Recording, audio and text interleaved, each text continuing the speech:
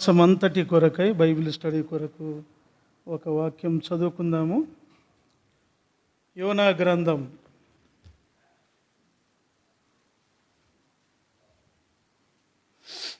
1వ అధ్యాయం 1 నుంచి 3 వచనములు ఉత్తర ప్రత్యుత్తరముగా చదువుకుందాం. యెహోవా వాక్కు అమిత్తయి కుమారుడైన యోనాకు ప్రత్యక్షమై ఈలాగు సెలవిచ్చెను. నినవే పట్టణస్థుల దోషము నా దృష్టికి ఘోరమాయను గనుక నీవు లేచి నీనవే మహాపట్టణమునకు పోయి దానికి దుర్గతి కలుగును అని ప్రకటింపు. అయితే 3వ వచనం అందరూ చదువుదామా? అయితే యెహోవా సన్నిధిలో నుండి తర్షీషు పట్టణమునకు పారిపోవలనని యోనా యొప్పేకు పోయి తర్షీషునకు పోవు ఒక ఓడను చూచి ప్రయాణమునకు కేవు ఇచ్చి యెహోవా సన్నిధిలో నిలువక ఓడ వారితో కూడి తర్షీషునకు పోవుటకు ఓడ ఎక్కెను. ప్రార్థన. ఈ 3 వచనాల మీదనే మన ధ్యానం. మీరు కూడా అందరికీ సుపరిచితమైన వాక్యం ఇది. తెలియని వాళ్ళు ఎవరైనా ఉన్నారా యోనా గ్రంథం గురించి? చెప్పండి. తెలుకోకుండా వాళ్ళు చేతులెత్తండి. అంటే ఎవ్వరు లేరు అని అర్థమే కదా. యోనా అంటే అందరికీ తెలుసు. నేను ఖాళీగా ఉన్నప్పుడంతా కూడా పేపర్లు రాసి పెట్టుకుంటాను. మతికి రాదు, ఆ సమయానికి గుర్తుకు రాదని. అన్ని వాక్యాలు పెట్టుకొని ఏం పంచుకోవాలా ప్రభు అని ప్రార్థన చేస్తూ వచ్చి అవి చూపించడానికే ఇవన్నీ ఇట్లా పెట్టుకొని వచ్చిన అన్నీ ఇంకా సుమారుగా ఉన్నాయి. అర్థమవుతుందా? ఇదే మాట ప్రభు జ్ఞాపకం చేస్తూ వచ్చాడు.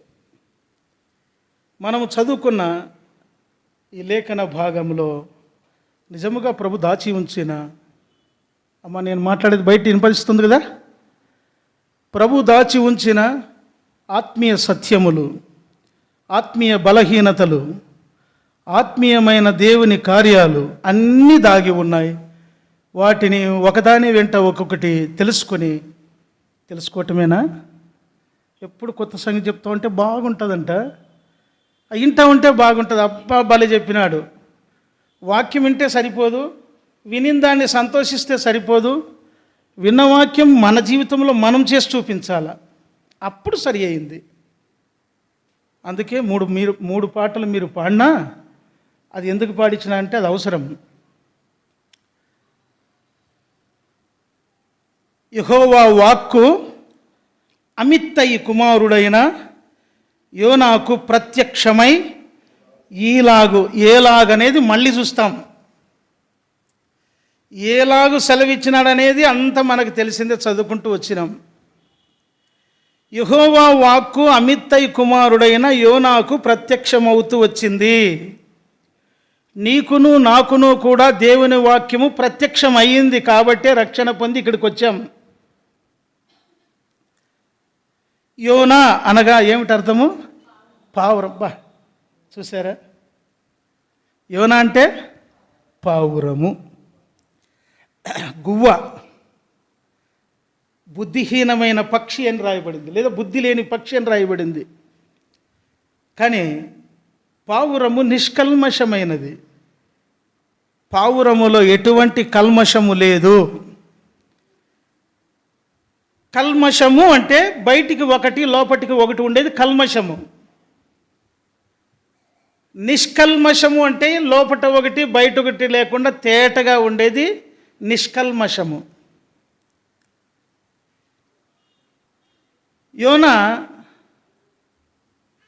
ఊరికే ప్రస్తావించకుండా యోనాను గురించి దేవుడు ఏమని చెప్తూ వచ్చినాడు? యోనా ఎవరంట? వాళ్ళ నాయన పేరు కూడా చెప్తూ. ఎందుకు చెప్పాల్సి వచ్చింది? బైబిల్ గ్రంథంలో ఎప్పుడైనా ఒక మంచి వ్యక్తి గురించి కానీ ఒక చెడు వ్యక్తి గురించి కానీ తండ్రిని మెన్షన్ చేసి తల్లిని మెన్షన్ చేసి చెప్పినాడంటే వారి జీవితంలో ఒక ప్రత్యేకత ఉంది అని అర్థం. అమిత్తయి కుమారుడు అని వ్రాయబడింది. అమిత్తయి, యోనా తండ్రి పేరు ఏమిటి?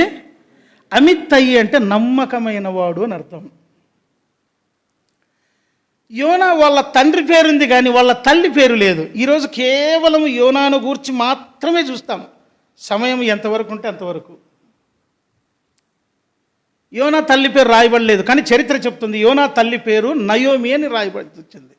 చరిత్రలో యోనా తల్లి పేరు నయోమి అని రాయబడింది. బైబిల్ గ్రంథంలో రూతు పత్రికలో లేదా రూతు గ్రంథంలో చెప్పబడిన నయోమే కాదు, కానీ ఈమె పేరు కూడా నయోమి అని చరిత్ర చెప్తుంది. తర్వాత యోనా దాదాపు క్రీస్తుకు పూర్వము 785 సంవత్సరములో కాలములో జీవించి ఉన్నాడు అని వ్రాయబడుతూ వచ్చింది చరిత్ర. తర్వాత యోనాకు దేవుడు ప్రత్యక్షమై చెప్పేసరికి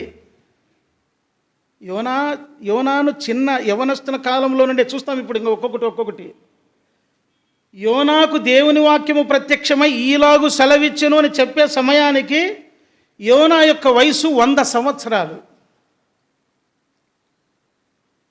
దేవుడు ఈ యోనా గ్రంథములో ఈ అమిత్తై కుమారునికి దేవుని వాక్యము ప్రత్యక్షమై చెప్పేసరికి అతని వయసు 100 సంవత్సరములు. యోనా ఏం రాయబడుతూ వచ్చిందంటే యోనా ఒక యూదు ప్రవక్త. యోనా ప్రవక్త అని చెప్పబడింది. ప్రవక్త అనటానికి ఆధారాలు ఇప్పుడు ముందు చూస్తాం. ఇప్పుడు మనము ఈ మీటింగ్ ఏం మీటింగ్ అమ్మా తెలుగులో చెప్పండి. సగం తెలుగు ఇంగ్లీష్ వద్దు. బైబిల్ పఠనము అంటే పఠించుట. బైబిల్ పారాయణము చేయుట. ఊరికి పైకి కొన్ని సంగతులు తెలుసుకొని మత్తయి మార్కు లూకా యోహానా ఈ మాటలతో కాదు, లోపల దాగి ఉండాలి. ఇశ్రాయేలు ప్రజల గురించి రాయబడి ఉంది, వాళ్ళు ఎద్దు పచ్చి పీటికను నాయకు వేయినట్లు వాళ్ళు నాకి వేస్తారని రాయబడింది. ఎద్దు కమ్మగుంటే ఏం చేస్తుంది? బుడుసులతో సహా తింటుంది. మనం కొసలు తింటాము. మనమేమో కొసలు తింటాము, పశువులేమో బుడుసులు తింటాయి, అందుకే గట్టిగా ఉంటాయి. ఇప్పుడు మరీ మెత్తగా ఏంటంటే పూరి, దోశ, ఇడ్లీ, గట్టి తిండి ఎవరు తినరు. మొగోడు తినడు, ఆడ మనిషి తినరు. మొగోడు అన్న పదానికి తెలుగు వ్యాకరణం ఆడది అని అనకూడదు, గౌరవార్థంగా ఉండదు. మగ మనిషి తినడు, ఆడ మనిషి తినడు. రొట్టెలంటే ఎప్పుడో నమ్మలేదని కష్టము, సద్ద రొట్టెలంటే మరీ కష్టము. కొర్రలంటే కొంతమందికి అసలుకే తెలియదు. ఇప్పుడు మీరు పల్లెల్లో ఉండరు, తెలుసులే. ఒకడు వస్తూ ఉండే, ఆ పిల్లోడు ఇప్పుడు లేడు, చనిపోయినాడు. వాడు గొర్రెన్నం అంటూ ఉండే. కొర్రన్నమని గొర్రెన్నం అంటూ ఉండే. సరే, మన సబ్జెక్ట్లోకి వస్తాము. ఇక్కడ అమిత్తయి కుమారుడు ప్రవక్త అని చెప్పడానికి ఆధారము ఇక్కడే కాదు, తన యవ్వన కాల జీవితము నుండి ఉంది. తర్వాత యోనా యవ్వన కాలంలోనే ప్రవక్త అని చెప్పడానికి ఒక ఆధారము, ఈయన చరిత్ర ఏం చెప్తుంది తెలిసిన? యోనా ఎలీషా శిష్యులలో ఒకడని చెప్తా ఉంది చరిత్ర. యోనా ఎలీషా శిష్యులలో ఒకడు, ఎలీషా దగ్గర పెంచబడినవాడు. చరిత్ర చెప్తుంది, వాక్యము కూడా ఆధారమై ఉండాలి.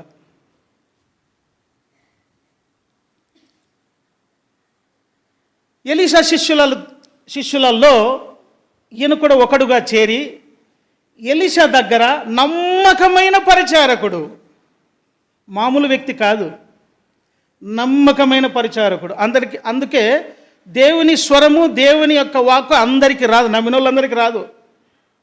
నమ్మి నిలిచి ఆయన కొరకు కనిపెట్టేవారు, ఆయన కొరకు రోషముతో ఎవరైనా ఏదైనా మాట అంటే ఏమంటారు చూడండి, ఒక మాట ఏమంటారు, అరే అంటే 6 నెలలంట.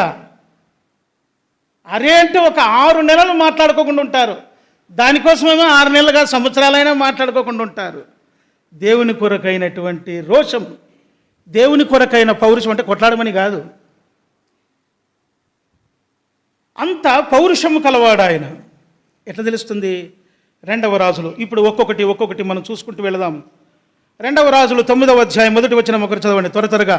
మగపిల్లలు కూడా, తెలుగు వచ్చిన వాళ్ళు చదవండి. ఆహాబు ఏది 2వ రాజులు 9వ అధ్యాయము 1వ వచనము. అంతటా ప్రవక్తయగు ఎలీషా ప్రవక్తల శిష్యులలో ఒకనిని పిలువనంపించి అతనితో ఇట్లా, ఆ ఒకడే ఇతను,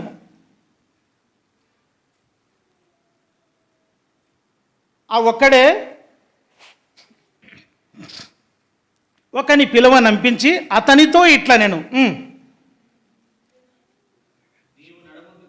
నీవు నడుము బిగించుకొని నీ తైలపు గిన్నె చేత పట్టుకొని రామోద్గిలాదునకు పోయి అచ్చట ప్రవేశించున్నప్పుడు నింషికి పుట్టిన యెహోషాపాతు కుమారుడైన యెహూ ఎక్కడనున్నాడని తెలుసుకొని అతనిని దర్శించి అతని సహోదరుల మధ్య నుండి అతనిని చాటుగా రప్పించి లోపలి గదిలోనికి అతని పిలుచుకొని పోయి తైలపు గిన్నె తీసుకొని అతని తల మీద తైలము పోసి, నేను నిన్ను ఇశ్రాయేలు మీద పట్టాభిషిక్తునిగా చేసి తినని యెహోవా సెలవిచ్చుచూ ఉన్నాడని అతనితో చెప్పి ఆలస్యము చేయక తలుపు తీసి, ఇది సంగతి. ఆ యవ్వనుడైనటువంటి ఈ ప్రవక్త అనడానికి ఆధారం ఒక్కొక్కటి చూస్తూ ఉన్నాం. కాబట్టి ఎలీషా శిష్యులలో ఒకడుగా ఎంచబడుతూ వచ్చిన ఈయనను అంతమంది ఉన్నారు, అంతమంది ఉన్నా కూడా ఈయననే పిలుస్తూ వచ్చాడు ఈ భక్తుడు, ఎలీషా భక్తుడు, ప్రవక్త పిలిచి ప్రవక్తల శిష్యులలో ఒకడుగా ఉన్నాడు. ప్రవక్తల శిష్యులు ఏమవుతారమ్మా? ప్రవక్తలు అవుతారా కాదా? కాబట్టి రాబోయే దినాల్లో ప్రవక్తగా చేయబడతాడు ఈయన. సరే, ఇప్పుడు చూస్తూ ఉన్నాం. ఇప్పుడు ఈయన ఈ ఎలీషా ప్రవక్త ద్వారాగా పిలువబడి, నీవు వెళ్ళి నింషికి పుట్టిన యెహోషాపాతు కుమారుడైన యెహూను ఇశ్రాయేలు వారి మీద పట్టాభిషిక్తునిగా చేయి. తైలపు గిన్నె తీసుకొని వెళ్ళి, సహోదరుల మధ్యలో ఉంటాడు, పక్కని గ్లోబల్ గదిలోకి తీసుకొని వెళ్ళి ఈ మాట చెప్పి ఆయన మీద ఈ తైలం పోసి ఆయనకు నువ్వు చెప్పి అభిషేకించి నువ్వు వెంటనే రావాలా. ఏమంటాడంటే అక్కడ చెప్తూ ఆలస్యము చేయక తలుపు తీసి పారిపమ్ము. చెప్పిన వెంటనే ఏమైనా ఆలస్యం చేశాడా? అతనిలో ఆలస్యము అలసత్వము లేనే లేదు. అతనిలో ఏమి లేదు, సాకు చెప్పటం కానీ, లేదా దాగుకోవటం కానీ, తప్పించుకోవటం కానీ, లేదా తనకు ఏదైనా పట్టి పట్టనట్లుగా లేడు ఆయన. చెప్పిన వెంటనే ఎప్పుడైతే ఆయన నోటి మాట వచ్చిందో ఎలీషా ప్రవక్త వెంటనే ఏం చేస్తూ వచ్చినాడంట, పరిగెత్తుతూ వచ్చాడు. 6వ వచనంలో, అప్పుడు ఆ యవ్వనుడు అతని తల మీద తైలం పోసేదంతా ఇట్లా నేను అది చెప్పిన వెంటనే పరిగెత్తుతూ వచ్చాడు ఆయన. అప్పుడు అతడు, అధిపతి నీకు ఒక సమాచారం తెస్తున్నానని పరిగెత్తుతూ వచ్చాడు. సరే, ఇదంతా ఇంటికి పోయి నాకు చదువుకుందాం, జరిగిన సంగతి నేను చెప్తా. ఎప్పుడైతే ఎలీషా ప్రవక్త ఆ మాట చెప్పాడో ఈయన వెళ్ళేసరికి అందరూ కూడా మనకు రచ్చబండ ఎట్లయితే ఉంటుందో అందరూ పల్లెల్లో కట్ల మీద కూర్చొని ఉంటారు కదా ఇంటి ముంగట, అట్లా కూర్చొని ఉన్నారు వాళ్ళు. కూర్చొని ఉన్న వెంటనే యెహూను గుర్తుపట్టాడు. అధిపతి నీకు ఒక మాట, నీకు ఒక సమాచారం తెచ్చినట్టు, ఏమిటనంటే ఇది అందరి మధ్యలో చెప్పటం కుదరదు, కాబట్టి నీవు లోపలికి రా అన్నప్పుడు లోపలికి తీసుకుని వెళ్తాడు. ఇశ్రాయేలీయుల మీద నిన్ను దేవుడు రాజుగా చేయాలనుకున్నాడు, నీ రాజుగా చేయాలని చెప్పి ఆ తల మీద తైలం పోశాడు. ఆ తల మీద తైలం పోసి ఇంకొక మాట చెప్పినాడు. ఏం చెప్పినాడంట, నీ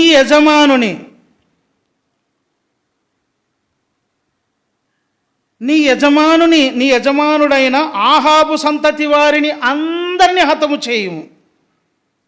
7వ వచనములో చివరి భాగంలో ఉంది, నీవు నీ యజమానుడైన ఆహాబు సంతతి వారిని హతము చేయు. అది దేవుడు ఆయనకి చెప్పిన పని. ఎవరికి చెప్పాడు ఈ మాట? ఎలీషాకు దేవుడు చెప్పాడు. ఆ ప్రవక్త ఈయనకు చెప్తూ వచ్చినాడు, ఈ యవ్వనుడైన యోనాకు. ఈ మాట చెప్పిన వెంటనే అక్కడున్నటువంటి పనివాళ్ళు ఆ యవనుడు నీకు చెప్పిన మాట అంటే ఆయన అంటున్నాడు, ఆ వెర్రివాడు నీ యొద్దకు వచ్చిన హేతువేమని 11వ వచనంలో వాళ్ళు మాట్లాడుతూ చెప్పినాడు, వెళ్ళిపోయినాడు. చెప్పిన వెంటనే పారిపోవడమే. ఈ పారిపోవటము, చెప్పటము, పరిగెత్తటం ఏం చూపిస్తుందనంటే, యవ్వనుడైన యోనా ప్రవక్త అతడు లేజీగా లేడు, చురుకుగా ఉన్నాడు, చాలా ఉల్లాసంగా ఉన్నాడు, ఆసక్తిగా ఉన్నాడు. దేవుని నమ్మిన బిడ్డలలో ఉండవలసినటువంటి ప్రత్యేక గుణ లక్షణం, ప్రత్యేకమైన గుణము, ఎప్పుడు ఆసక్తిగా. పొద్దున నాకు బాగాలేదు, వేరే పెళ్ళికి పోవాలా, ఆయన అదే పనిగా ఒక 15 రోజుల క్రితం చెప్తూ వచ్చాడు. పొద్దున బాగలేదని చెప్పిన, సరే మళ్ళీ కొంతసేపు ఆయనకు బైబిల్ చదువుకుందామని కూర్చుంటే నెమ్మదే లేదు, సమాధానమే లేదు. నీ పని కొరకైతే నీవు అట్లుంటావా? ప్రభు మాట్లాడుతూ ఉన్నాడు, సహోదరుడు ఇది పెళ్ళి కదా, నువ్వు ఎందుకు అట్లా చేసినావు, రాత్రి చెప్పకూడదు అన్నాడు. మనసు కుదుటపడలేదు. సరే మళ్ళీ ఫోన్ చేసిన, ఎట్టకేలకు దేవుడు సహాయం చేస్తూ వచ్చినాడు. ఆ అబ్బాయి వస్తానన్నాడు. వెంటనే అన్న వస్తున్నా అన్న, వెంటనే చేంజ్ చేసుకుని బయలుదేరిపోయినా. బైబిల్ చదువుకోవడానికి సమయమే లేదు. ఇప్పుడు వచ్చిన 5:45కి వచ్చినాము, 6:15 అయింది. మా అబ్బాయి ఫోన్ చేసినాడు, 15 నిమిషాలు ఏం చదువుకోవాలా? అందుకే ఖాళీగా ఉన్నప్పుడంతా నా పనేమో తెలుసా, హాస్పిటల్కి పోతా, అంతా చదువుకొని రాసుకుంటాను, మర్చిపోతానని. అది ఇప్పుడు పనికి వచ్చింది. దేవుని పని కొరకైన చురుకుదనం, దేవుని నామము కొరకైన చురుకుదనం, వాక్యం చెప్పేదానికి చురుకుదనం కాదు కావాల్సింది, జీవించడానికి. కాబట్టి యవనుడు చెప్పాడు, పరిగెత్తాడు, వెళ్ళిపోయాడు. ఆ పరిగెత్తడం ఏం చూపిస్తుందంటే ఆత్మీయమైన చురుకుదనం. ఎక్కడ కూడా తాను సోమరిగా కానీ, అలసిపోయినట్టుగా కానీ, సాకి చెప్పినట్టు. కొంచెం మనం ఏదైనా ప్రయాణం చేసిన వెంటనే ఈరోజు బాడీ సహకరించడం లేదు, లేదా ఈరోజు నాలో అది ఉంది ఇది ఉందని ఏమిలే. వాస్తవికంగా ఏమిటి తెలిసిన, అంతరంగంలో ఎప్పుడైతే దైవికమైన బలం ఉండదో, ఒక వ్యక్తి ప్రభు నమ్మిన వారు, పురుషుడైన స్త్రీ అని చెప్పే మాట ఏమి తెలుసా, నాకేం అంతగా బాగలేదు లేదా సహకరించలేదని సులువుగా అబద్ధం చెప్పి సాకు చెప్తాడు. అందుకే మనం పాడుకున్న పాటలో ఎన్నిసార్లు మనం పడిపోయి ఉంటామో, ఎన్నిసార్లు తప్పిపోయి ఉంటామో, ఎన్నిసార్లు దేవుణ్ణి దుఃఖపెట్టి ఉంటామో. ఈ మాట చెప్పాడు, పరిగెత్తాడు, పరిగెత్తిన వెంటనే వాళ్ళు గుర్తుపడుతూ వచ్చారు.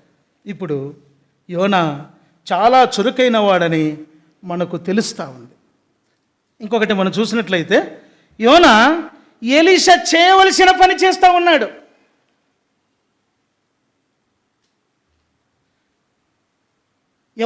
ఎవరు అభిషేకించాలా?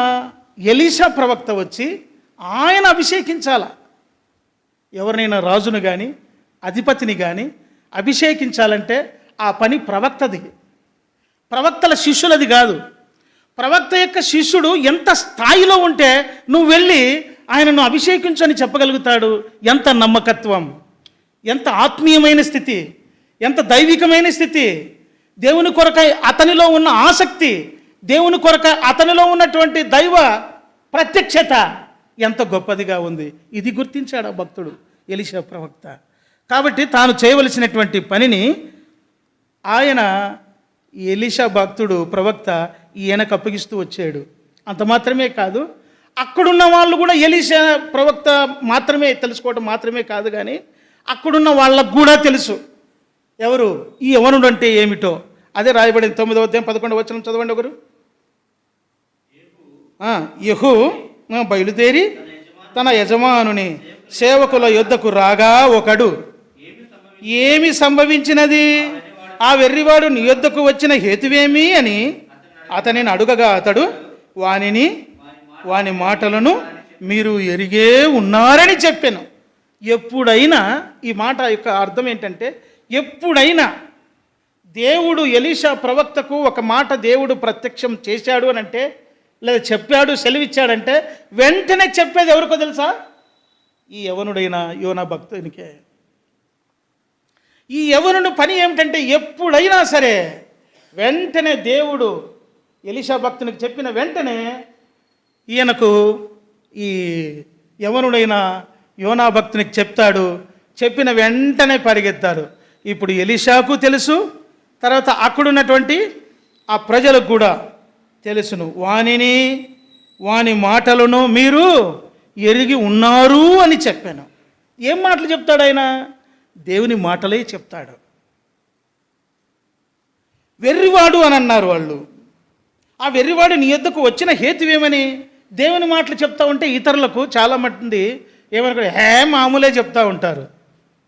మామూలే చెప్తారు. ఎవడు జీవిస్తాడు? వీడు పనికిమాలిన జీవితం జీవిస్తూ ఉంటాడు కాబట్టి ఆ మాటలు చెప్తూ ఉంటారు. ఈయన అట్లాంటి వ్యక్తి కాదు, భక్తుడు. ఈయన బలహీనపరిచే మాటలు చెప్పటం లేదు, బలపరిచే మాటలు చెప్తా ఉన్నాడు. దేవుని శక్తిని చూపించే మాటలు చెప్తా ఉన్నాడు. దేవుని ప్రజలలో అంతరంగంలో రోజు రోజుకు దేవుని ప్రత్యక్షతలో ఎదుగుతూ రావాలా. 10th క్లాస్ చదువుతారు, ఇంటర్మీడియట్కి వస్తారు. ఇంటర్మీడియట్ నుండి పై చదువులకు పోవాలంటే ఎంసెట్ రాస్తారు. ఆ పై చదువులకు పోవాలంటే ఇంకొకటి లా సెట్, ఇంకో సెట్, అన్ని సెట్లు రాసుకుంటూ పోతే దాంట్లో నుండి పై చదువులకు వెళ్ళిపోతారు. అంతేనా? ఏం దేవపుత్ర? మరి మనం ఇన్నేళ్ళు అవుతా ఉంది. దేవుని వాక్యం రోజు రోజుకి తినేవాళ్ళుగా ఉండాలి. నా పని ఏమో తెలిసిన, నేను ఖాళీగా ఉన్నా, దేవుని వాక్యం నాకు ఎక్కువ ఇష్టం. అన్నం ఇంత తింటా ఉంటే అప్పుడు, ఇప్పుడు తినలేనులే. వాక్యం కూడా అంత తినాలని నాకు ఆశ. కనుక ఈ యవనస్తుని వాళ్ళు ఎరిగిన్నారు. ఆ సైన్యాధిపతి ఎరిగాడు, అధిపతి, ఆ సైనికులు కూడా తెలుసుకున్నారు. మనల్ని కూడా ఇరుగు పొరుగు వారు అందరూ ఎరిగిన వారే. మీకు తెలుదా మాకు అనరా? ఎప్పుడంటారు తెలుసా? మీరు దేవుని మాటలు వాళ్ళకి పోయి చెప్పండి, మీ సాక్ష్యం వాళ్ళకి పోయి చెప్పండి, దేవుని నమ్ముకోమని చెప్పండి, అప్పుడు మూలుగుతారు. మీరేం చెప్పరు కాబట్టి వారు మూలుగురు, ఏం చేయరు. నిజంగా చెప్పండి. చెప్తున్నారా? మీ ఇరుగు పొరుగు వాళ్ళకి చెప్పండి. మరి అప్పుడే తెలుస్తుంది క్రైస్తవ జీవితం. మన ఊరికే బలలో పాలు పుంజుకొని చక్కగా దేవుని మాటలు వినిపోయేదానికి కాదు ఇటుకు వచ్చేది. దేవుని నమ్ముకున్నది ఎందుకో? దేవుని పనిని చేయటానికి. అలాగున ఆ యవనస్తుని ఆ అధిపతి తెలుసుకున్నాడు, అధిపతితో ఉన్న సైనికులు తెలుసుకున్నారు. తర్వాత ఆ యోనా భక్తుడు, ఆయన జీవితము, ఆయన ఆసక్తి, అతని యొక్క భక్తి జీవితం అంతా ఎలీషా ప్రవక్త చక్కగా కనిపెడుతూ వచ్చినాడు. అందుకే ఆయన ఏ మాట అయినా సరే ఈయననే చెప్పి పంపిస్తాడు. అందుకే వాళ్ళు ఈ మాట అన్నారు, వానిని వాని మాటలను మీరు ఎరుగే ఉన్నారని చెప్పాను. ఈ మాట అన్నది ఎవరు? యెహూ అన్నాడు. ఈయనకి ఏం మాట చెప్పాడు ఆయన? ఇశ్రాయేలీయుల మీద నీవు రాజుగా అవుతావు, రాజు అవడమే కాదు, నువ్వేం చేయాలంట? నీ యజమానుని సంతానములోని వారు అల్పులైనా గనులైనా ఏం చేయమన్నాడు? హతము చేయాలి. అది మనం చేసే పని. మనం అది చేయడంలే. అభిషేకం ఏం చేయమని, దేవుడు నిన్ను దీవించునుగాక, ఈ కుటుంబాన్ని. అందరికీ ఊరికే దేవుని ఆశీర్వాదం కలగాలని ప్రార్థన చేయొద్దండి. అది అబద్ధము, అది తప్పు ప్రార్థన. వాని జీవితం పనికిమాలిన జీవితం అయితే ఆశీర్వదించమని ప్రార్థన చేస్తే ఎట్లింటాడు? రక్షణ పొందినోనికి ఒక్కటే ఆశీర్వాదము. దేవుని మందిరంలోకి వచ్చిన వాళ్ళందరికీ కాదు. రక్షణ పొంది ఆయన కొరకు, ప్రభా నువ్వు అతని దీవించి ఇతని ఎందుకు దీవిస్తాడు? ఇప్పుడు మీకు పెన్షన్ వస్తూ ఉంది, స్టోర్లో బియ్యం వస్తూ ఉన్నాయి, మీ పేర్లు ఉంటేనే కదమ్మా ఇస్తున్నారు. కరెక్ట్. అనండి, అన్నానండి. ఇస్తున్నారన్నా చెప్పండి, ఇవ్వలేదన్నా చెప్పండి. ఇస్తున్నారా? గట్టిగానండి తల్లి. అది సంగతి. కారణం మీ పేరుంది. అట్లాగనే రక్షణ పొందిన వాళ్ళ అడ్రస్ ప్రభు దగ్గర ఉంటుంది, అందరికీ రాదు. ఊరికే మనం ఆశీర్వదించమంటే కుదరదు. అందుకే వాని మాటలను మీరు ఎరిగే ఉన్నారని ఆ అధిపతి చెప్తూ వచ్చినాడు. ఆ అధిపతికి ఈయన చెప్పిన మాట ఏంటంటే, నీ యజమానుని సంతతిలోని వారిని అల్పులను ఘనులను ఏం చేయాలంటే హతము చేయాల.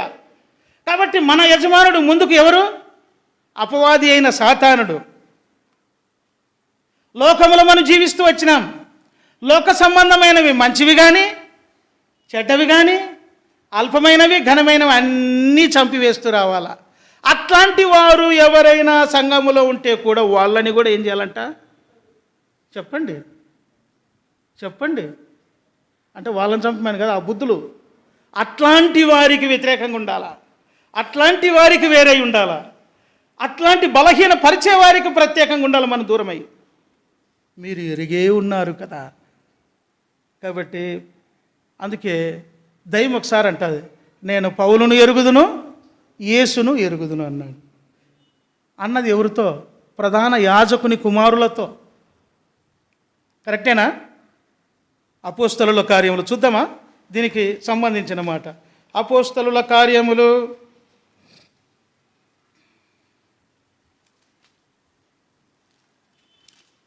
19వ అధ్యాయము 14వ వచనం, లేదా 13 చదవండి. 13, 14 చదివితే క్లియర్గా అర్థమవుతుంది. అప్పుడు దేశ సంచారులను మాంత్రికులనైన కొందరు యూదులు పౌలు ప్రకటించు యేసు తోడు మిమ్మును ఉచ్చాటన చేయుచున్నాను అను మాట చెప్పి దయ్యములు పట్టిన వారి మీద ప్రభువైన యేసునామమును దయ్యములు ఉచ్చరించుటకు పూనుకొనిరి. యూదుడైన స్కెవయను ఒక ప్రధాన యాజకుని కుమారులు 7 అలాగు చేయుచు ఉండిరి. ఎవరమ్మంటే ఈయన ఎవరు? పెద్ద సేవకుడు. ప్రధాన యాజకుడు అంటే ప్రాముఖ్యమైన సేవకుడు. ఇప్పుడు ఆ దయ్యాలను వెళ్ళగొట్టేదాని కొరకై యేసునామమును బట్టి దయ్యమా వెళ్ళిపో అంటారు. ఊరికే సుల్లకూతలు అంటారు చూడు మామూలుగా. అబద్ధం మాటలకు దయ్యాలు పోవు. ఒట్టి మంత్రాలకు చింతకాయలు రాయలు అంటారే, చింతకాయలే రాయకపోతే దయ్యాలు పోతాయా? దయ్యం అంటే సామాన్యం అనుకున్నారా? దయ్యం పడితే విడిపోదు త్వరగా కదా, అసలు పోదు. యేసు ప్రభు ఉంటే తప్ప దయ్యం పోదు. ఇప్పుడు 15వ వచనం చదవండి. అందుకు ఆ దయ్యము యేసును గుర్తెరుగుదును, పౌలును కూడా ఎరుగుదును, కానీ మీరు ఎవరని అడుగగా. ఎవరు ఈ మాట అన్నది? ఎవరు? దయ్యం అంట ఉంది. మన బతుకంత దయ్యంకు బాగా తెలుసు. నీవు కూడా వారిలో ఒకడువు కదా అని ఒక చిన్న పాప అనింది. ఎవరిని? ఎంత చక్కగా చెప్తారు చూడు. పేతురునని మనల్ని కూడా మీరు కూడా ఒకడు కదా అని అంటే ఎన్నిసార్లు దాచుకోలేదు, ఎన్నిసార్లు దాక్కోలేము, ఎన్నిసార్లు మూతి మురుగు పక్కన పెట్టుకొని ఉంటాం, ఎన్నిసార్లు తప్పుకుంటాం. నేను యేసును ఎరుగుదును, పౌలును ఎరుగుదును అన్నాడు. కానీ మీరు ఎవరు అని అడుగుతా ఉంది. అంటే యేసు ప్రభు లిస్టులో వీళ్ళు లేని వాళ్ళు అని దయ్యానికి స్పష్టంగా తెలిసిందా లేదా? యేసు ప్రభు దగ్గర ఉన్నోళ్ళ మీదే దృష్టి పెడతాడు. ఎవరు? సైతానుడు. దేవుని మందిరానికి వచ్చినా, బలలో పాలు పొందినా, వాక్యం చెప్పినా, మనం అన్ని కూడికలకు పోయినా, ఏం చేసినా దేవుడు చూస్తూనే ఉంటాడు, దయ్యం కూడా చూస్తూనే ఉంటుంది. సాతానుడు చూస్తాడు, దయ్యము ప్రభువు చూస్తాడు. అయితే ప్రభువు గుర్తుపడతాడు, దయ్యము కూడా గుర్తుపడతాడు. దయ్యము గుర్తుపడుతుందా? పడతాడా? దయ్యము మగనా ఆడా? దయ్యము మగనే, ఆడలేదు. ఆత్మలన్నీ మగవే. ఆడ పురుషుడు స్త్రీని ఏం లేదు, దయ్యాలంతే, ఆత్మలంతే. సరే, అయితే ఎందుకు పురుషుడు అంటున్నామంటే దేవుని దూతలు కనబడినప్పుడు ఎల్లా కూడా పురుషాకారములోనే కనబడుతూ వచ్చాయి కాబట్టి అందుకే అట్లా చెప్పవలసి వచ్చింది. సరే, ఇక్కడ దయ్యానికి స్పష్టంగా తెలిసిపోతా ఉంది. మన జీవితం కూడా స్పష్టంగా తెలుసును. బలలో పాలు పొందినా, వాక్యం వినేదానికి వచ్చినా, ఇంట్లో ప్రార్థన చేసుకున్నా, లేకపోతే ఎన్నిసార్లు చేసినా ఏముండాలా? దేవుని జీవం మనలో ఉండాలా, దేవుని శక్తి మనలో ఉండాలా, దేవుని వెలుగు మనలో ఉండాలా. అప్పుడు నేను పౌలును ఎరుగుదును, యేసును ఎరుగుదును. ఫస్ట్ నేను యేసును గుర్తెరుగుదును, పౌలును ఎరుగుదును. అలాగుననే ఈ యవనస్తుడైన ఈ భక్తుని, ఈ యోనాను అక్కడుండే సైనికులు ఎరుగుతూ వచ్చారు. సరే, ఇంకా ముందుకు వెళదాము. తర్వాత ఇంతకీ యోనా ఎవరు అనగా, యోనా ఎవరంటే ప్రవక్త అని మనం చూస్తూ ఉన్నాం. ప్రవక్త అనడానికి ఆధారాలు ఇప్పుడు కావాలి. సరే, ఈ యోనా దేవుని యొక్క మాటను గుర్తించి దేవుడు చెప్పిన మాటలను అందరికీ ప్రకటన చేస్తూ వచ్చాడు. ఆ యవనుడు ఇంకా ప్రవక్తని వీళ్ళు గుర్తించలేకపోతూ వచ్చారు. అయితే ఎప్పుడైతే ఈయన ఈ మాట చెప్పి వెళ్ళిపోయాడో, ఏమయ్యా ఏం చెప్పాడో ఆ వెర్రివాడు నీకు, అతడు ఏం చెప్పాడో నువ్వు ఖచ్చితంగా చెప్పి తీరాలని అన్నప్పుడు, ఇశ్రాయేలు మీద నేను పట్టాభిషిక్తునిగా అవుతానని నాకు చెప్పి వెళ్ళాడన్న వెంటనే పై వస్త్రాలు తీసేసినారు, తమ వస్త్రాలు తిప్పేసి ఆ మెట్ల మీద పరిచి అతనికి జయం పలుకుతూ వచ్చారు. అంత నమ్మకం ఉంది వాళ్లకు. ఎలీషా చెప్పలేదు ఈ మాట. ఎవరు చెప్పారు ఈ మాట? యోనా భక్తుడు, శిష్యుడు అని రాయబడింది అంతే. ఇది చరిత్ర. శిష్యుడు అని చెప్పిన ఈ యవనుడైన ఈ శిష్యుడు చెప్పిన మాట విన్న వెంటనే 12వ వచనము 13వ వచనములో మెట్ల మీద తమ వస్త్రములు పట్టుకొని మెట్ల మీద అతని క్రింద పరిచి బాకా ఊదించి యెహూ రాజై ఉన్నాడని చాటించిరి. ఈ మాట చెప్పిన వెంటనే వాళ్ళు ఏమైపోయినారంటే చాటింపు చేస్తూ వచ్చారు. తరువాత యోనా యొక్క పలికిన మాటల ద్వారా దేవుడే వారిని రక్షిస్తూ వచ్చాడు. ఇప్పుడు ఈయన రాజుగా చేయబడుతూ వచ్చాడు.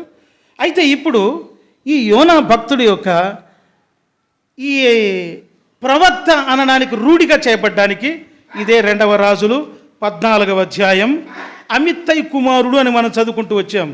14వ అధ్యాయం 20 ప్రవక్త అనడానికి ఆధారాలు చెప్పుకుంటూ వస్తున్నాం. 25వ వచనం చదవండి. 2వ రాజులు 14వ అధ్యాయం 25వ వచనం. నేనేం తప్పు చెప్పినానా? తెలుగులో చెప్పడం లేదా? సంసరన్నా చదవండి తల్లి. 2వ రాజుల్లో 14వ అధ్యాయం ఉందా లేదా? 25వ వచనం ఉందా? నేనేమో తప్పు చెప్పినానా? కరెక్ట్ చదవండి. తప్పు అది చదవండి. ఎవరైనా వేరే వాళ్ళు కరెక్ట్ చదవండి.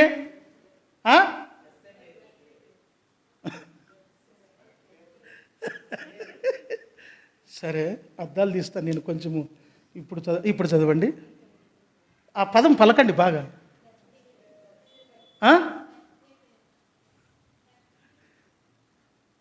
గత్హే పేరు, గత్హే పేరు ఊరివాడైన చదవండి. అమిత్తైకి పుట్టిన తన సేవకుడైన యోనాను ప్రవక్త ద్వారా ఇశ్రాయేలీయుల దేవుడగు యెహోవా సెలవిచ్చిన మాట చొప్పున ఇతడు హమాతునకు పోవు మార్గము మొదలుకొని మైదానపు సముద్రము వరకు ఇశ్రాయేలు వారి సరిహద్దును మరలా స్వాధీనము చేసుకొనెను. ఏలైనగా అల్పులేమి ఘనులేమి ఇశ్రాయేలు వారికి సహాయులు ఎవరునూ లేకపోయిరి. యెహోవా ఇశ్రాయేలు వారు పొందిన బాధ ఘోరమైనది అనుకొనెను. ఇశ్రాయేలీయుల పేరు ఆకాశము క్రింద నుండి తుడిచివేయను అని యెహోవా సెలవిచ్చి ఉండెను గనుక యెహోయాషు కుమారుడైన యరొబాము ద్వారా వారిని రక్షించెను. ఎవరిని రక్షించింది తెలుసా? ఈయన తండ్రి ఇంటి వారిని, ఈరిని. ఇప్పుడు అర్థమైపోయిందా ఈ యవనుడు ఎవరనేది? ఇంకా అర్థమవుతుంది ముందుకు మనం చూసుకుంటూ పోతే. కాబట్టి గత్హే పేరు ఊరివాడైన అమిత్తైకి పుట్టినటువంటి తన సేవకుడైన యోనా అన్నాడు. తన సేవకుడైన యోనా ద్వారా ఏం చెప్పినాడు? నీవు ఇశ్రాయేలీయులకు రాజు అవుతామని చెప్పాడా? మనం చదువుకున్న మాట ఏం సుధా? మనం ఇందాక చదువుకుంటూ వచ్చినాం 9వ అధ్యాయంలో. అమిత్తై కుమారుడైన యోనాకు ప్రత్యక్షమైన యెహోవా వాక్కు ఈలాగు సెలవిచ్చిన అనే మాట యోనా గ్రంథం 1వ అధ్యాయం 1వ వచనంలో చదువుకున్న మాటకు ఇప్పుడు ఆయన ఎవరు అనేది చూసుకుంటూ వస్తున్నాం. ఇక్కడ 14వ అధ్యాయం 25వ వచనంలో చదివేసరికి గత్హే పేరు ఊరివాడైన అమిత్తైకి పుట్టిన తన సేవకుడైన యోనా. ఇప్పుడు ఎలీషా భక్తుడు ఏమై ఉన్నాడు చూస్తాం ముందుకు. వాళ్ళ ఊరి పేరు ఏం పేరు? మీ ఊరి పేరు ఏం పేరు? మన ఊరి పేరు కసాపురము. వాళ్ళ ఊరి పేరు గత్హే పేరు. కాబట్టి ఈ రీతిగా దేవుని యొక్క నామమున ఆయన చెప్పిన మాటలు అప్పుడు జరిగాయి. అందుకే ఏమంటున్నాడు? గత్హే పేరు ఊరివాడైన అమిత్తైకి పుట్టిన తన సేవకుడైన యోనాను ప్రవక్త ద్వారా ఇశ్రాయేలీయుల దేవుడకు యెహోవా సెలవిచ్చిన మాట చొప్పున అతడు హమాతునకు పోవు మార్గము మొదలుకొని అంటూ వచ్చినాడు. కాబట్టి ఆ మాట ద్వారాగా వారిని రక్షిస్తూ వచ్చాడు. ఎవరు రక్షించింది తెలిసిన? నిమిషికి పుట్టిన ఎవరన్నా మనం చదువుకున్న మాట 9వ అధ్యాయము 1వ వచనంలో ఏం చదువుకున్నాము? నిమిషికి పుట్టిన యెహోషాపాతు కుమారుడైనా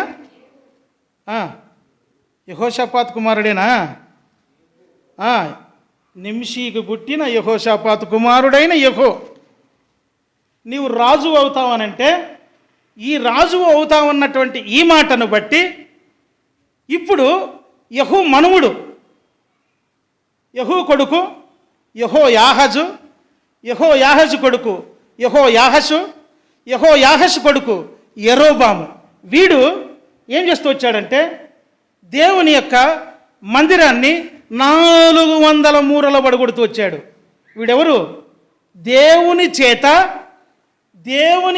దేవుని ప్రజల మీద అధిపతిగా ఉంటావు అన్న తనకు ఏ వాగ్దానం అయితే దేవుడు ఇచ్చాడో ఆ వాగ్దానము పొందినవాని కొడుకు వీడు.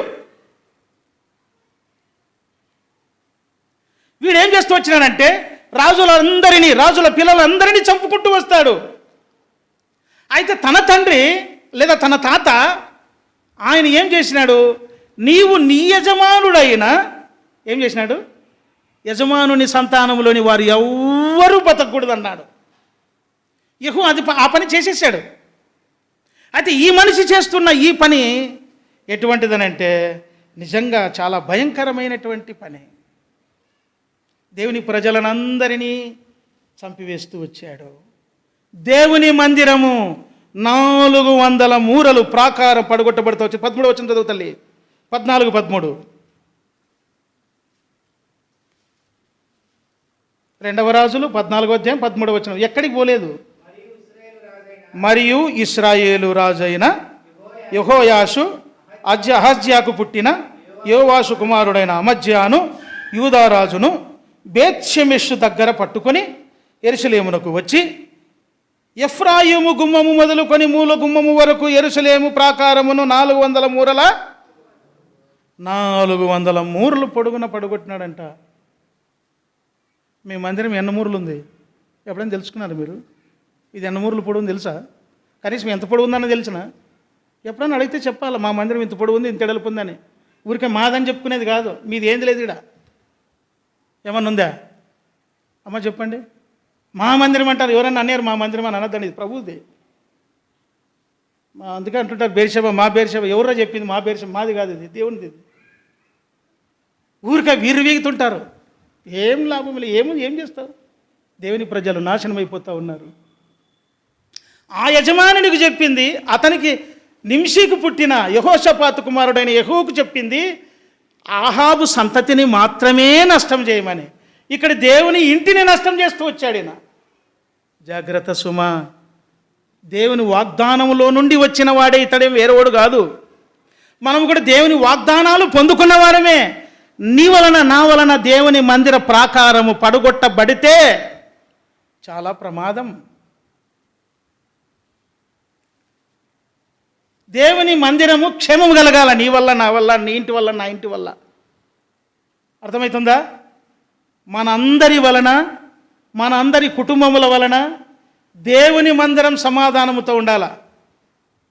విరవిగే తత్వముతో, దుష్టత్వముతో, కపటముతో, పక్షపాతముతో, లోపల ఒకటి బయటి ఒకటితో జీవితమును కొనసాగించకూడదు. యోనాలో ఉన్నటువంటి ప్రత్యక్షతను చూస్తూ ఉన్నాం మనం. అతడు అంత తేటైన వాడు. ఈ మాట చెప్పంటే చెప్పడమే, వాళ్ళు ఏమన్నా అంటారనేది లేదు. కాబట్టి ఆ వాగ్దానం పొందుకున్నటువంటి యెహూకు పుట్టిన యెహోయాజు కుమారుడైన యెహోయాషు కొడుకే ఈ యరొబాము అనేవాడు. వీడు దేవుని ఇంటిని ప్రాకారం ఏం చూపిస్తుందంటే దేవుని ఇంటి భద్రతను, దేవుని ఇంటి యొక్క కాపుదలను, క్షేమమును చూపిస్తుంది. ఒక ఇల్లు చూడండి, కాంపౌండ్ ఉంది కాబట్టి కుక్కలు రావు, పందులు రావు, ఎవడెవడు రాడు. అర్థమవుతుందా? కాంపౌండ్ ఎందుకు కట్టుకుంటారు? ఎవరు బయట వాళ్ళు తొందరగా లోపల రాకూడదని, అంతేనా? అయితే అక్కడ హైదరాబాద్లో పెద్ద పెద్ద సిటీలో ఏం చేస్తారంటే పైకి ఎత్తుగా కడతారు, ఎవరు కనపడకూడదని. తర్వాత పూర్వకాలంలో ఇంకా ఎత్తుగా కట్టేవాళ్ళు. కారణం ఏంటంటే శత్రువులు ఎవరు కూడా త్వరగా దిగి లోపలికి రాకూడదు, నష్టం చేయకూడదని. అయితే ఆ నష్టానికి కారకుడయ్యాడు. మనం కూడా అటువంటి నష్టాలకు కారకులుగా ఉన్నామేమో, జాగ్రత్త. అయితే వీడు అంత నష్టం చేసుకుంటూ వచ్చాడు, కానీ వీళ్ళను మాత్రమే వదిలేశాడు. అందుకే ఆ వచనం అంతా చదివించింది. ఎందుకు వదిలేశాడు అని అంటే, మా తాతను ఇతడు అభిషేకించిన కుటుంబం, మా తాతను అభిషేకించిన వ్యక్తినా అని తెలుసుకొని వారిని విడిచిపెడుతూ వచ్చాడు. నిజంగా ప్రియమైన వారలారా, దేవుడు యోనా ద్వారాగా వాగ్దానం చేసి నెరవేరుస్తూ వచ్చాడు. ఏం నెరవేర్చాడు అని మనం చూసినట్లయితే 2వ రాజులు 10వ అధ్యాయం కంటే ముందుగా ఇదే 15వ అధ్యాయం 12వ వచనం ఒకరు చదవండి.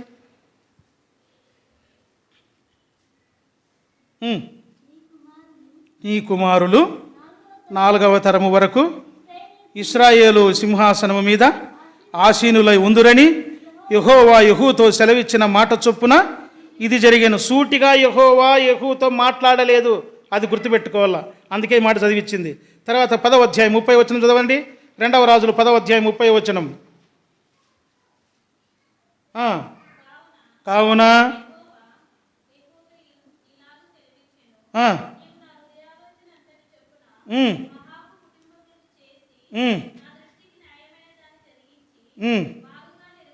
బాగుగా నెరవేర్చితివి గనుక నీ కుమారులు 4వ తరము వరకు ఇశ్రాయేలు రాజ్య సింహాసనము మీద ఆసీనులగుదురు. ఈ మాట ఎవరన్నారు? దేవుడే అన్నాడు. దేవుడు ఎవరితో అన్నాడు? యెహూతో అన్నాడు. యెహూతో సూటిగా దేవుడు మాట్లాడ్డు. యెహూకు చెప్పింది ఎవరు? మొదటిగా ఎలీషా ప్రవక్తల శిష్యుడైనటువంటి ఒకడు అని రాయబడింది. ఆ ఒకడే ఈ ప్రవక్త, యోనా ప్రవక్త. ఎలీషా శిష్యుడు అనడానికి కారణాలు ఇవి, ఆధారాలు ఇవన్నీ. కాబట్టి దేవుడు ఈ యోనాతో సూటిగా మాట్లాడి చెప్పిస్తూ వచ్చాడు. ఎప్పుడైతే ఈ మాట చెప్పాడో 4వ తరం అన్నాడు. 4వ తరం అంటే ఇప్పుడు ఎన్నో తరంలో జరిగింది అది? వాళ్ళను రక్షించింది. 400 మూరలు దేవుని మందిర ప్రాకారం పడగొట్టబడింది. ఎన్నవ తరం అంటే 3వ తరం, యెహోవా యొక్క 3వ తరం. యెహోవా యొక్క 3వ తరంలోని ఆ వ్యక్తి, మొట్టమొదటి వ్యక్తి యెహూ కుమారుడు యెహోయాజు, యెహోయాజు కుమారుడు యెహోయాషు, యెహోయాషు కుమారుడు యరొబాము, యరొబాము కుమారుడు జకర్యా. ఈ జకర్యా అనేవాడు 4 నెలలే ఏలుతూ వచ్చాడు. తర్వాత బహుభయంకరంగా జీవిస్తూ వచ్చాడు. దేవుడిచ్చిన మాట ప్రకారం 15వ అధ్యాయం 12వ వచనం చదువుకున్నామే, 4వ తరము వరకు అని చెప్పాడే, ఆ మాట వరకు దేవుడు నెరవేరుస్తూ వచ్చాడు. ప్రవక్త అనడానికి రుజువు ఈ యోనా భక్తుడు ప్రవక్త అనడానికి తాను చెప్పింది నెరవేర్చబడుతూ వచ్చింది, జరుగుతూ వచ్చింది. ప్రవక్త అంటే చెప్పింది జరుగుతుంది. చెప్పింది జరగాలంటే దేవుని చేత వినాలా. దేవుని చేత వినాలంటే దేవుని భక్తులతో ఉండాలా. దేవుని భక్తులతో ఉండాలంటే జీవితం కడగబడినదై ఉండాలా, లేకపోతే ఉండలేము. కాబట్టి ఈ రీతిగా తాను ప్రవక్త అనడానికి చాలా ఆధారాలు మనం చూస్తూ ఉన్నాం. దేవుడు వాగ్దానం చేస్తూ వచ్చాడు, నెరవేరుస్తూ వచ్చాడు. మరి ఈ మాటలు దేవుడు యోనాతో చెప్తూ ఉన్నాడు అనడానికి ఆధారం చూశారు. మరి ఎలీషా ప్రవక్తను కాదని ఎట్లా చెప్తూ వచ్చాడు? దానికి ఆధారం కావాలి కదా.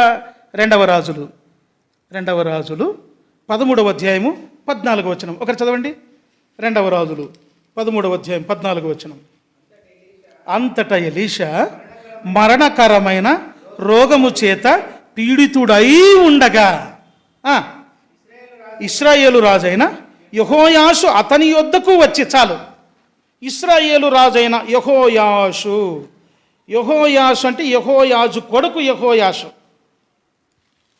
ఈ యెహోయాజు కొడకే యెహోయాషు అంటే యెహూకు మనవుడు. యెహోయాజు కొడుకు యెహోయాషు.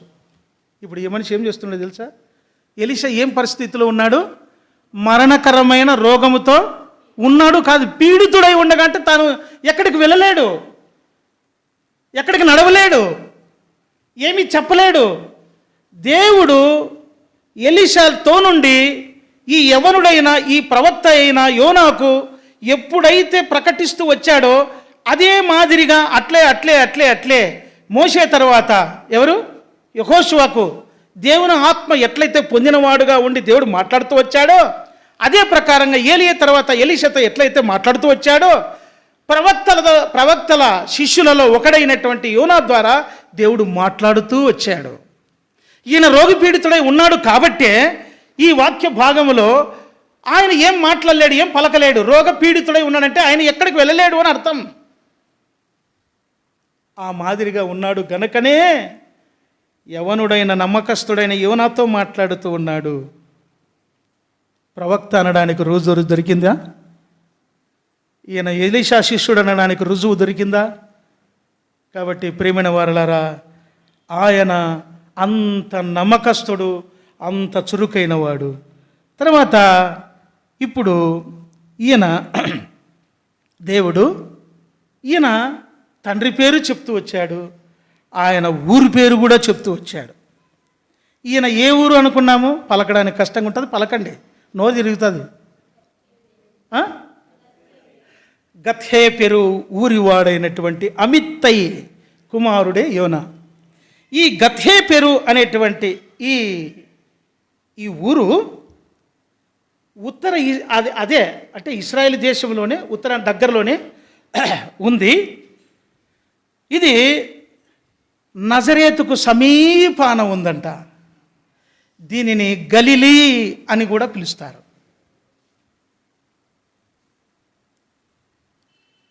తర్వాత ఈ ఊరుకు ఉన్నటువంటి ప్రత్యేకత ఏమిటి?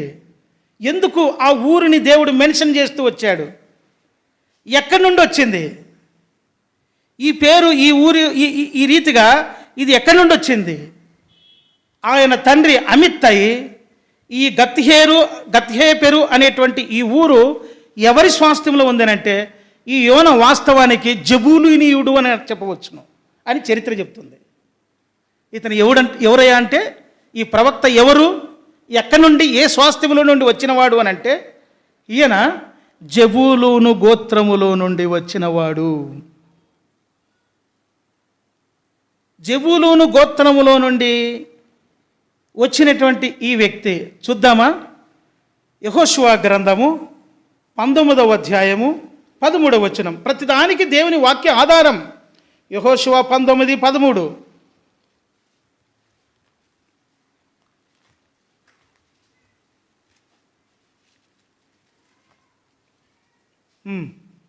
తీసినారా? దొరికిందా? మరి చదవండి. అక్కడి నుండి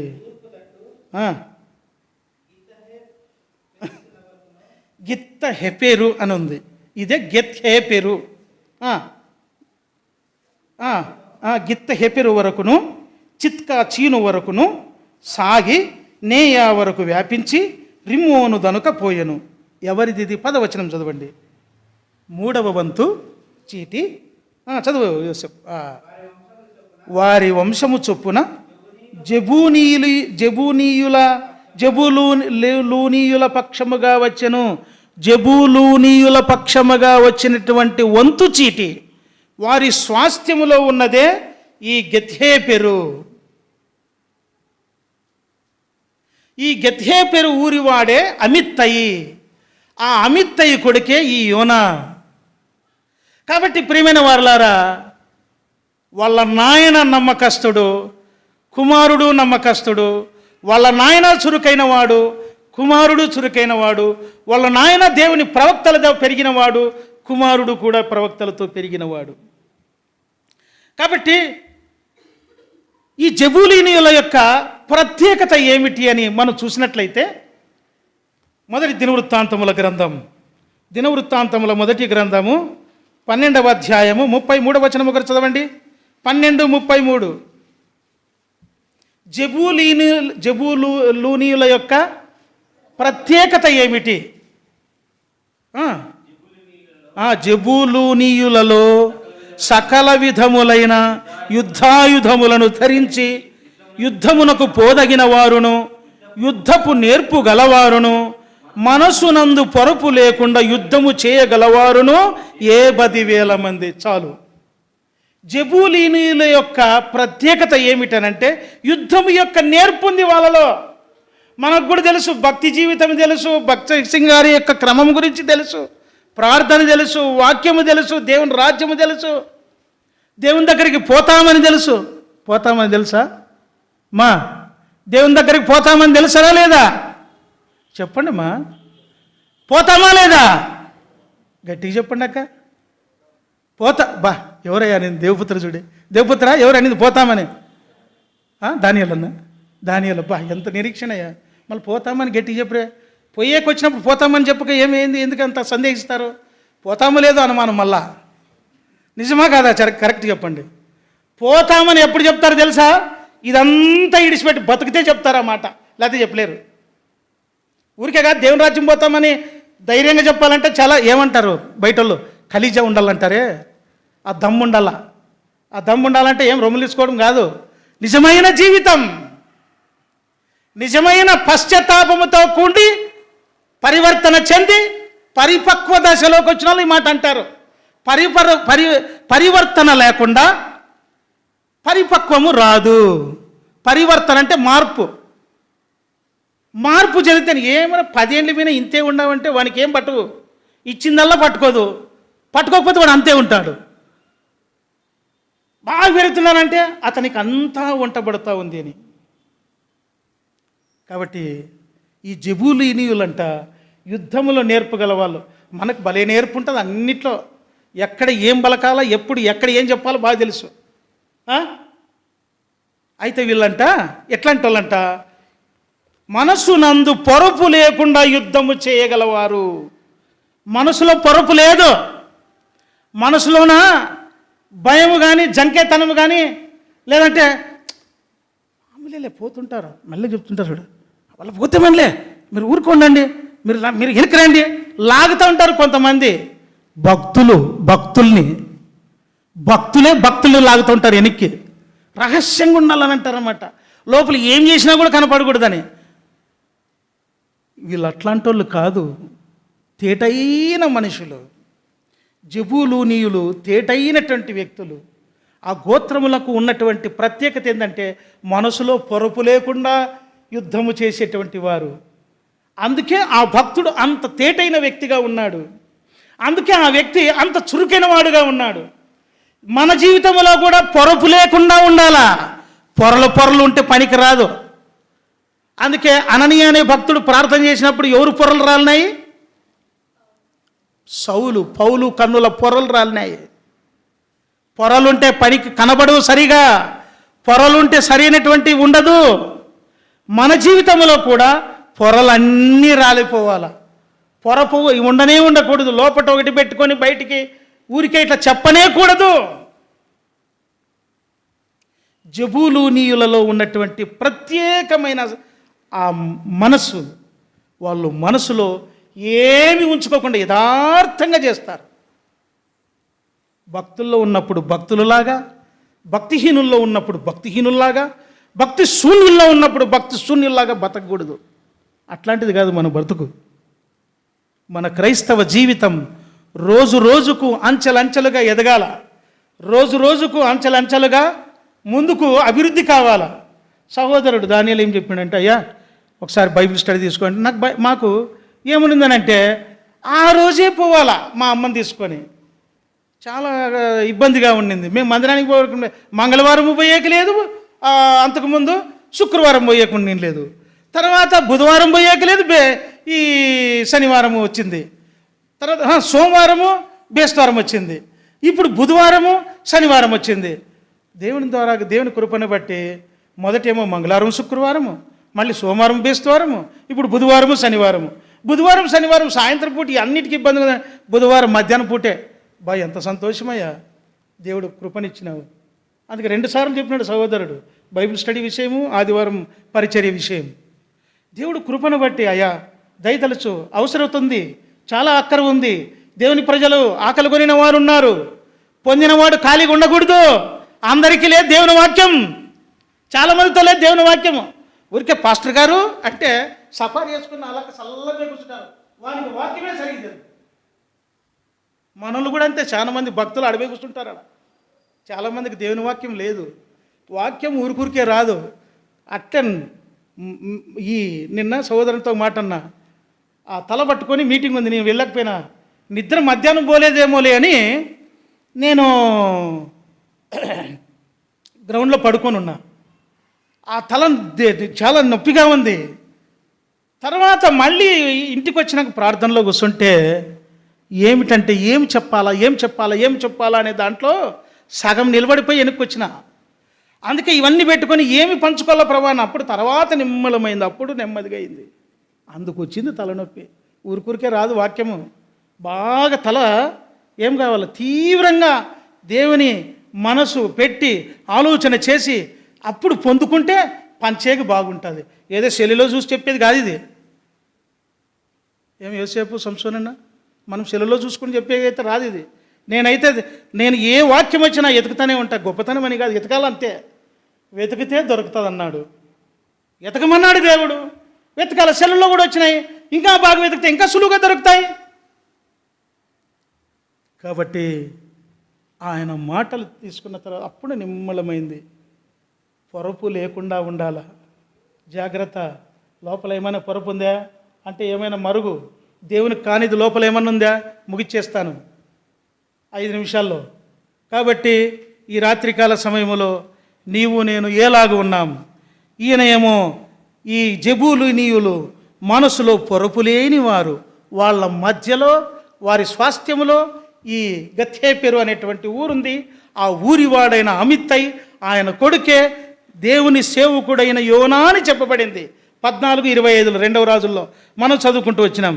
కాబట్టి ఈ జెబూలూనీయుడు ఎవరయ్యానంటే లేయాకు పుట్టిన 6వ కుమారుడు.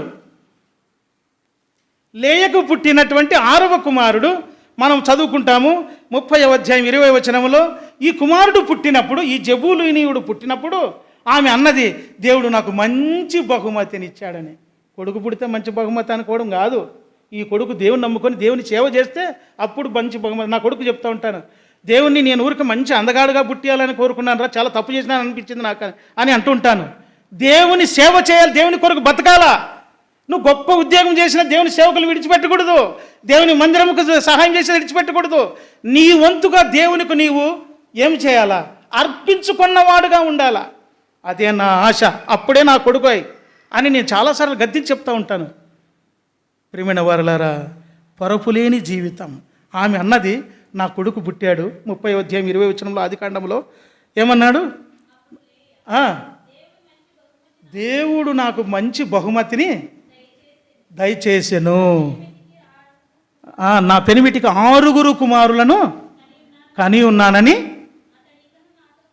అతడు ఇంకనూ నాతో కాపురము చేయును అనుకుని అతనికి జెబూలూను అని పేరు పెట్టాను. చూసారా? కాబట్టి ఈ జెబూలూను అనేటువంటి ఈ భక్తుడు లేదా ఇశ్రాయేలీలో ఒక గోత్రపు వాడు, మంచి బహుమతి. నీవు నేను కూడా దేవుని నమ్మిన వాళ్ళము. దేవునికి మంచి బహుమానాలుగా, మంచి బహుమతులుగా ఉన్నామా? దేవునికి మేలు కలిగించేవారుగా ఉండి, దేవునికి ఏందా మనం మేలు చేసేదని అంటారు. సత్యమునకు సహాయము చేయువారై ఉండాలని ఇంతకుముందు బైబిల్ స్టడీలో విన్నాం. మనము కూడా సత్యమునకు సహాయం అంటే దేవునికి సహాయం చేయవారంటే దేవునికి తృప్తి కలిగించేవారు, దేవునికి ఆనందము కలిగించేవారు. కాబట్టి నీవు నేను అటువంటి జీవితం కలిగిన వారమైతే దేవుడు ఎంత సంతోషిస్తాడు, దేవుడు ఎంత ఆనందిస్తాడు, దేవుడు ఎంత తృప్తి చెందుతాడు. ప్రియమైన వారలారా, ఈ రాత్రికాల సమయంలో యోనా భక్తునిలో ఉన్నటువంటి ప్రత్యేకమైనవి మనము చూస్తూ వచ్చాము. జెబూలూను అనగా నివాస స్థలం. జెబూలూను అంటే నివాస స్థలం. అందుకే ఈ జెబూలూనుడైనటువంటి యోనా భక్తుడు, ఆ యోనాకు పేరు పావురము. అందుకే బండ సందులలో ఎగురు నా పావురమా, పేట బీటులను ఆశ్రయించు నా పావురమా అంటాడు. దాని నివాస స్థలం ఎక్కడా? బండ సందులలో, పేట బీటులలో, ఎత్తైన స్థలములలో. మళ్ళీ ముందుకు చూద్దాం. ఈ రాత్రికాల సమయంలో యోనా ఎవరు అనేది మనం చూస్తూ వచ్చాం. కనుక ప్రియమైన వారలారా, యోనా భక్తులలో ఉన్నటువంటి జబూలూనీయుల గోత్రములో ఉన్నటువంటి ప్రత్యేకమైన స్థితి. దేవునికి నివాస స్థలముగా నీవు నేను ఉన్నామా? పొరపు లేనటువంటి వారుగా నీవు నేను ఉన్నామా? యుద్ధమందు నేర్పు గలవారుగా, అంటే క్రైస్తవ జీవితములో పాపములో పడిపోకుండా దేవుని కొరకైన ప్రత్యేక జీవితముతో మనము నేర్పు గలవారుగా ఉన్నామా? వారు యెహోవా సేవయందు నేర్పు గలవారని తెలుసుకొని వారితో ప్రీతిగా మాట్లాడాను అని రాయబడింది. కాబట్టి దేవుని సేవలో మనము నేర్పరితనం ఉండాలా, క్రైస్తవ జీవితంలో నేర్పరితనం ఉండాలా, కుటుంబ జీవితంలో నేర్పరితనం ఉండాలా, అన్నిటిలో నేర్పరితనం ఉండాలా. ఆఖరికి కొత్తిమీర కట్టకుంటే కూడా జాగ్రత్తగా ఏరి తీసుకోవాలా. నీకు కొత్తిమీర కట్టుకొనేక రాదని అంటారు చూడు చాలామందిని. కొత్తిమీర కట్టుకొనేక రాదు, సంఘంలో మళ్ళీ ఇది అది అంటే ఎట్లా? అది జాగ్రత్త. నేర్పరితనం, చురుకైనతనం. పరుపు లేనివాడు యోనా, ప్రవక్తల శిష్యుడు యోనా, ప్రవక్తగా చేయబడ్డాడు. నా సేవకుడైన యోనా ద్వారా సెలవిచ్చిన మాట అన్నాడు. ఆ సేవకుడైన యోనాతోనే మనము మాట్లాడిన మాట చూస్తూ ఉన్నాం. తర్వాత ఆయన ఏమి చెప్పాడు అనేది చూస్తాం. ప్రభు ఈ మాటలను దీవించునుగాక.